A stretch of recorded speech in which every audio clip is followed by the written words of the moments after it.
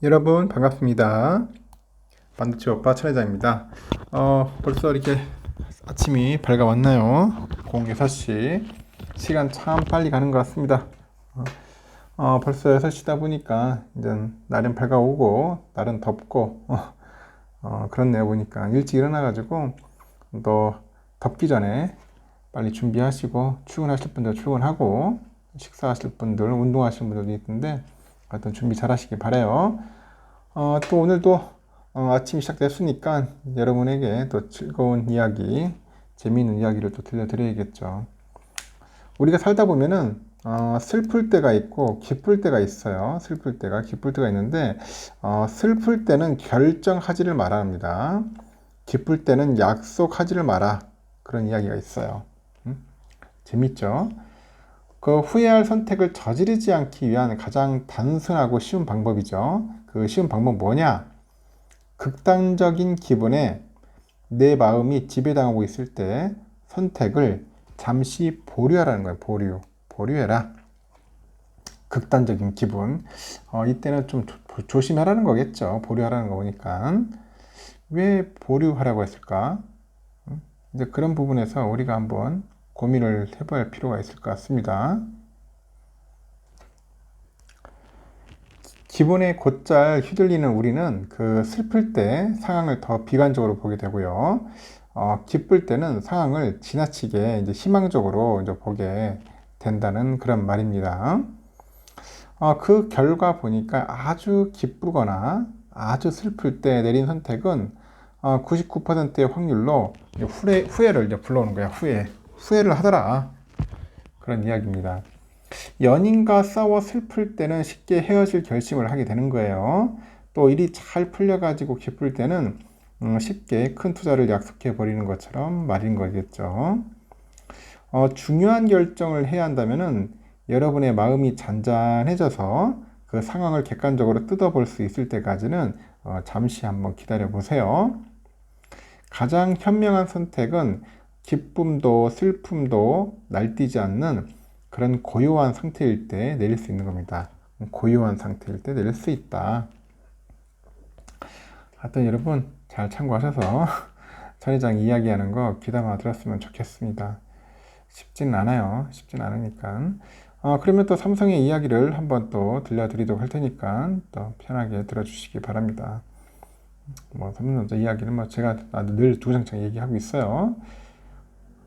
일단 이런 얘기가 있더라고. 스마트폰, 스마트워치, 다음은 스마트 반지 아니겠냐? 그래서 애플하고 삼성이 만든 절대 반지 나오지 않냐? 그런 이야기가 있던데, 숙명의 라이벌이죠. 삼성과 그 애플이 그 웨어러블 기기 시장을 놓고 격돌할 수 있다는 전망이 있는데요. 두 회사가 손가락에 착용하는 반지 형태의 스마트 링 개발에 한창인 것으로 현재 알려져 있고, 스마트폰 경쟁이 웨어러블 기기로 확전될 수 있다는 분석에 무게가 실리네요. ICT 업계에 따르면 삼성은 최근에 그 한국 특허청에 갤럭시 서클에 대한 상표권을 등록을 했는데 이에 따라서 업계 안팎에서는 삼성이 반지 형태의 웨어러블 기기 출시를 위해서 사전 작업에 돌입한 것 아니냐 그런 분석도 있습니다. 삼성은 지난 2월에 미국의 그 특허 상품청에도 삼성 갤럭시 링에 대한 상표권을 등록한 바 있어요. 삼성은 건강, 피트니스 및 수면 관련 정보를 측정, 모니터링하기 위한 스마트 반지, 그런 성격의 웨어러블 기기라는 설명을 붙였는데 삼성이 이달 초에도 영국의 지식자산청에 삼성 서클, 삼성 인덱스, 삼성 인사이트 등 3건의 상표권 등록을 완료하면서 머지않아 스마트 링이 상용화될 거라는 그런 기대감이 있습니다. 2019년 접는 형태의 폴더블 폰이라는 새로운 폼팩터를 출시한 삼성이 이번에도 웨어러블 기기 시장에서 영역을 확장할 수 있다는 그런 해석인데요. 향후 삼성이 스마트 링을 출시할 경우 그 이 헬스케어에 초점을 이제 맞출 것 같아요. 그래서 삼성의 그 모바일 경험, 그 MX학부 디지털 헬스 팀장이 지난 5월 간담회에서 삼성 헬스는 갤럭시 기술과 이용자 건강을 연결하는 그 허브로 발전하고 있다. 그 스마트워치뿐 아니라 이어버드, 링 같은 그런 광범위한 웨어러블 기기까지 현재 포괄적으로 바라보고 있다고 이제 밝히고 있는 것 같습니다. 그래서 애플도 그 스마트링 경쟁 참전으로 이제 관측돼요. 애플은 지난 4월 미국의 특허청 그 애플 링으로 추정되는 피부 간 접촉 감지 시스템 관련 특허를 이제 출원을 했어요. 출원을 했는데 구체적인 그런 기능을 소개하지는 않았는데 애플링을 다른 애플 기기들과 연동을 해가지고 사용할 수 있을 것 같아요. 사용자가 가상과 증강현실의 양손의 애플링을 착용한 채 시스템을 작동하고 있는 통제하는 방식이죠. 이렇게 스마트링 시장은 이제 성장하는 단계고 이미 핀란드의 스타트업이죠. 오우라가 이용자가 얼마나 잠을 잘 잤는지에 대한 정보를 알려주는 스마트 반지 오우라 링을 판매하고 있어요. 이 작은 크기에도 이용자의 심박수, 온도를 측정하는 센서랑 혈중 산소를 측정하는 적외선 LED 등을 장착하고 있더라는 거죠. 향후 애플과 삼성은 자사 스마트폰과 웨어러블 기기 간의 연결성의 강점을 둔 그 스마트링을 출시할 것 같은데 IT 전문 매체 샘 모바일도 웨어러블 기기 시장과 관련해서 스마트 반지, 스마트 팔찌, 심지어는 VR 컨트롤러와 그 스마트 안경이 될 수 있다. 그렇게 전 예측을 하는 것 같습니다.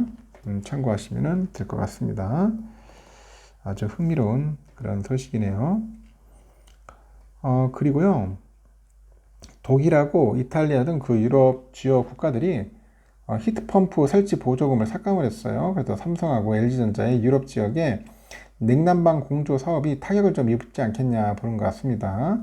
그 히트펌프는 공기나 지열을 통해 가지고 냉난방이 가능해 그 친환경적인데 이게 설치 비용이 비싸다는 단점이 있습니다. 그래서 보조금 그 감축에 따라서 유럽 소비자들의 히트펌프 설치비 부담이 늘어서 현지 수요가 감소할 것이라는 분석이 있습니다. 독일 슈피겔 등 외신에 따르니까 독일의 올해 1월에서 6월 히트펌프 지원금 신청이 48,800건이에요. 전년 대비 49.8% 줄었고 독일 정부가 지난해 8월을 기점으로 해서 보조금 상한선을 낮췄는데 설치 수요가 일시적으로 몰렸고 삭감이 진행된 현재는 신청 건수가 대폭 줄어든 것으로 보입니다. 현재 독일에서 히트펌프 설치 시 주택 한 개에 대한 최대 지원 금액이 21,000유로예요. 지난해보다 3,000유로 정도 감소했고요. 지난 2월 이탈리아에도 단열 시스템, 히트펌프, 태양전지판을 설치할 때 이 세금을 환급해주는 그런 친환경 제도를 폐지했어요. 이 제도 시행을 위해서 이탈리아 정부가 1,100억 유로의 비용을 썼는데 이로 인해서 재정 부담이 증가한 것으로 알려졌고 당시 그 이탈리아 재무장관도 이 제도를 무모한 정책이다 표현을 하면서 공공재정에 위협이 된다는 입장을 밝히기도 했습니다. 이렇게 히트펌프는 석유나 가스를 쓸 필요가 없어요. 탄소 배출 저감이 가능한데 설치 비용이 비싸가지고 각국 정부가 직접 그 설치비 지원에 나섭니다. 국내 기준으로 히트펌프 설치 비용은 700만 원인데 수준인데 100만 원 가량 그 가스보일보다 한 7배 이상 비싸요. 초기 비용이 그 부담이 큰 제품이고요. 정부 차원에서 설치 장려를 위해서 지원금을 현재 지급하고 있는 것으로 분석이 되고 유럽 내에서 히트펌프 수요가 높은 국가의 보조금이 줄다 보니까 삼성전자, LG전자의 판매 전략도 차질을 빚을 것 같습니다. 유럽의 히트펌프 연합에 따르니까 지난해 이탈리아의 히트펌프 판매 대수가 51만 3,535대 정도 돼요. 프랑스의 뒤를 이어서 2위를 차지했고 독일은 27만 5,697대인데 3위를 기록했어요. 업계 관계자도 히트펌프 수요가 높은 국가의 정부가 히트펌프 보조금 정책을 직접 정하는 만큼 기업 입장에서는 손쓸 방안이 없다. 그런 이야기를 합니다. 이렇게 삼성과 LG는 히트펌프 산업을 미래 먹거리로 보고 투자를 이어가는데 LG전자는 지난 12일 그 공개한 중장기 사업 비전을 통해서 가정과 상업용 그 HVAC 사업을 미래 성장 동력으로 삼아요. 매출액을 2030년까지 2배 이상 끌어올리겠다고 밝혔고 삼성전자도 유럽에서 히트펌프 사업을 적극적으로 진행하고 있어요. 그래서 지난해는 유럽의 고효율 히트펌프를 출시하고 매출을 전년 대비 118% 정도 끌어올리기도 했습니다. 현재 삼성은 EHS 모노 모델, LG는 서마브이 모델을 유럽 시장에서 출시 판매하죠. 유럽 소비자들이 히트펌프를 설치할 때 국가 지원에 의존을 많이 하고 있어서 보조금이 감소하면 국내 기업의 수출이 얘기해 줄 수 있다고 합니다. 장기적으로는 유럽 내 친환경 냉난방 수요가 늘어남에 따라 가지고 판매량이 다시 회복될 가능성이 있다. 그런 이야기들도 있다는 거죠. 참고하시면 될 것 같습니다. 참 재미있는 그런 이야기들이 많네요. 보니까 잘 돼야 할 텐데. 그리고요, 미국이 이제 삼성전자나 뭐 TSMC, 인텔에 동시에 배팅할 가능성이 높다고 합니다. 반도체 둘러싼 그 미중 갈등을 조명한 칩워의 그 저자인데 크리스 밀러. 미국이 반도체 선두기업 세 곳에 동시 투자하는 방식으로 반도체 전쟁을 이끌어갈 거다 봅니다. 다만 그 지원금을 받은 기업 모두가 성장할 것으로 예상하기보다는 한 개 기업 정도가 가져다 줄 이익을 기대하고 있을 거라고 밝히는데, 이 사진 속에 있는 인물이네요. 크리스 밀러, 미 너프츠대 교수예요. 이런 거 특이하죠. 대학 이름이 미 터프츠? 하여튼 그렇습니다. 터프츠대 교수라는데 너프츠가 아니고 터프츠 같네요. 일본의 그 니케이 아시아의 주관으로 열린 칩워에 대해 말하지 않는 그런 이야기 웨비나에 참석해서 밝혔다고 합니다. 밀러 교수는 현재 반도체 업계는 향후 미국 반도체 산업이 TSMC가 위탁 생산을 맡고 미국 기업이 설계를 담당하는 구조가 될 것으로 관측이 지배적이라고 이제 밝혔어요. 다만 반도체 지원법에 따른 수혜를 누리기 위해서는 파이 싸움을 벌이고 있는 기업의 세 곳 모두 미국의 보조금을 받게 될 것이다. 그렇게 예측을 하는데, 이 세 개의 기업 중 향후 어느 곳이 가장 최첨단 기술을 보유하게 될지 예측할 수 없기에 미국이 가능성 있는 변수에 모두 베팅할 것 같다. 그렇게 가능성이 없다는 겁니다. 그리고 미국은 세 곳에 동시 투자를 해서 이 중에 한 기업이 앞서 나가며 이득을 가져다 주길 바란다. 이렇게 설명을 하죠. 하지만 밀러 교수는 미국 정부의 이 같은 전략이 미국의 이익을 가져다 줄지는 미지수라고 합니다. 그 보조금을 받은 기업들이 현 시점에서는 미국 내 공장을 늘리겠지만은 이들이 지원금을 모두 쓴 이후에도 미국에 재투자할지는 장담하기 어렵다는 그런 이유죠. 이날 자리에 참석한 다른 전문가는 삼성, 하이닉스 등 반도체 기업들도 이 보조금을 노리고 서방 국가로 진출하기는 위험 부담이 큰 상황이라고 보는데, 미국은 중국 반도체 기업들에 대한 첨단 제조 장비를 팔려면은 그 상무부에 사전 허가를 얻도록 하는 그 수출 그 제재를 단행한 바 있어요. 기업들은 상무부가 수출 허가를 받을 수 있는 조건을 명확히 공개하지 않아서 허가받는데 애를 먹고 있다는데, 하이닉스 등 미국에 진출한 우리 기업들의 경우 해당 조처를 1년간 유예받기로 했어요. 그 이유를 장담할 수가 없다. 그 기업 입장에서도 단기적인 투자 전략을 세우기도 어려운 상황인 것이라고 그렇게 이야기를 하는 것 같습니다. 일단 문화적인 차이도 극복해야 할 포인트로 꼽아요. TSMC 창업자 모리스 창은 수리 일정이 잡히면 새벽에도 출장을 떠나는 것이 대만 기술업계의 문화다. 그런 이야기를 하죠. TSMC를 비롯한 아시아권 기업들이 서방 국가에 진출할 경우 자국 기업의 고된 노동 문화를 미국 지사에도 적용하기는 어려울 것으로 예상된다는 게 그의 견해라고 합니다. 이렇게 미국과 대척점에 선 중국의 그 반도체 기술에 대해서는 실질적인 위협이 될 거라고 예상을 하는데, 밀러 교수는 아직 중국의 반도체 장비 회사들은 시장 점유율이 매우 낮아요. 선두 기업보다도 기술이 한두 세대 뒤처진 것은 사실인데, 중국은 무어의 법칙을 추종하면서 최첨단 기술에 대한 연구를 현재 진행을 하고 있다고 하죠. 이 무어의 법칙이라는 건 뭐냐? 이 반도체 집적 회로의 그 성능이 약 2년마다 2배씩 증가하는 대신 비용은 절반으로 떨어진다는 예측을 말해요. 그 밀러는 누구도 무어의 법칙을 넘어서지 못했고 중국도 이를 이제서야 따라가고 있다. 그러니까 중요한 거는 기술을 복제하는 속도가 아니라 개발을 해 나가면서 어느 수준까지 기술력을 갖출 수 있는 건지 여부예요. 중국이 무어의 법칙을 원동력으로 삼고 최첨단 기술 확보전에 뛰어들었다는 그 사실 자체가 유의미하다는 거죠. 다만 그런 중국 반도체 업계는 미국과 달리 자국의 공급망 강화를 추구하는 전략은 펼치지 않을 거라고 합니다. 중국 정부에도 자국 기술로 제품을 만드는 자급자족을 원하는 사람이 있을 것으로 보는데, 중국 기업들은 생산력을 높이기 위해서 완전한 자급자족보다는 외국 기업으로부터 많은 장비를 만들고 자국 기업이 완제품을 만드는 형태의 그런 공급망을 갖추고 싶어 한다고 하죠. 아울러서 밀러 교수는 중국이 현재 추세로 기술 개발에 몰두해도 업계의 지각 변동을 가져오기는 쉽지 않을 거라고 합니다. 5개국이 주도하는 구도로 반도체 산업이 흘러가는데, 이 같은 추세는 극적으로 변하지 않을 것 같고 10년 후에 지역별로 기술의 집중도는 달라질 수 있겠으나 업계를 이끄는 새로운 주자가 등장할 것으로 보이지는 않는다고 합니다. 그 미중 간의 반도체 갈등과 관련해서 중국이 미국보다 더 강력한 수준의 공격을 가할 수 있다고 전망을 했는데요. 미국은 자국 기업의 피해를 최소화하는 수준에서 수출 제재를 가하는 수준의 공격을 가하고 있지만은 중국은 히토리오 수출 제재, 대만 침공을 무기로 해서 활용할 수 있다는 것입니다. 그리고 중국의 공격은 미국에 비롯해서 여러 국가와 공급망 전반에 큰 타격을 입힐 것이다. 그래서 중국도 이러한 공격을 펼칠 경우 외국인 투자 감소 등의 피해를 보게 된다고 이야기를 하는 거죠. 참 미중 갈등 때문에 아주 치열합니다. 치열해. 서로 간에 지금 누가 과연 살아남을지를 한번 봅시다. 삼성은 20일 정부의 그 국가 첨단 전략산업 특화단지 지정과 관련해서 세계 최대의 그 반도체 메가 클러스터 성공적으로 조성될 수 있도록 정부, 지자체 등과 함께 최선의 노력을 다하겠다고 합니다. 정부는 이날 제3차 국가첨단전략산업위원회에서 반도체 2곳, 2차전지 4곳, 반도체 2곳은 용인, 평택, 구미네요.